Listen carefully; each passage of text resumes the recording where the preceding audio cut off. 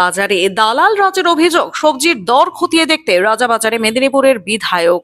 বাজারে কি তবে মাথাচাড়া দিচ্ছে মধ্যস্বত্বভোগী বা দালাল চক্র?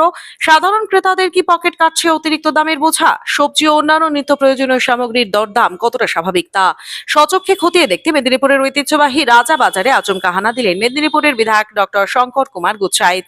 এদিন রাজাবাজারে উপস্থিত হয়ে বিধায়ক সরাসরি কথা বলেন একাধিক সবজি বিক্রেতা ও স্থানীয় ব্যবসায়ীদের সঙ্গে।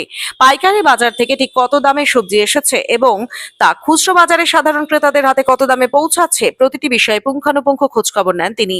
বাজারে সবজির যোগান ও বর্তমান দরপত্রের সামঞ্জস্য বজায় রেখেছে কিনা সে বিষয়ে ব্যবসায়ীদের কাছে জানতে চান বিধায়ক। পরিদর্শনের সময় পাশাপাশি তারা সাধারণ ক্রেতাদের মুখোমুখি হয়ে তাদের অভিযোগ এবং অভিজ্ঞতার কথা শোনেন তিনি। বাজারে কোনো দালাল চক্র বা ফরেদের প্রভাব রয়েছে কিনা এবং কৃত্রিমভাবে দাম বাড়ানো হচ্ছে কিনা সেই বিষয়টি অত্যন্ত গুরুত্বের সঙ্গে খতিয়ে দেখেন। এদিনের পরিদর্শনে একটি নজর কাড়া দিক ছিল বিধায়কের সাধারণ ক্রেতার ভূমিকা গ্রহণ। অন্য সাধারণ মানুষের মতোই নিজের বাড়ির জন্য বাজার ঘোরেন তিনি।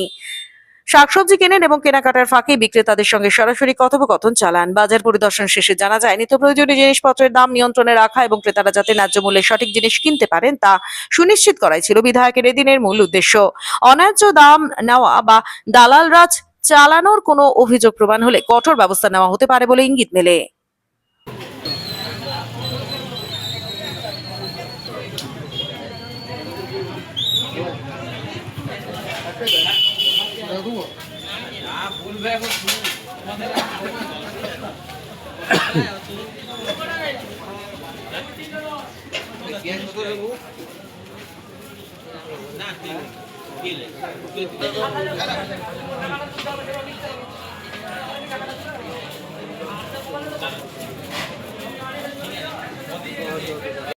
ঘোরা নয়, আজকে বাজার করতে এলাম।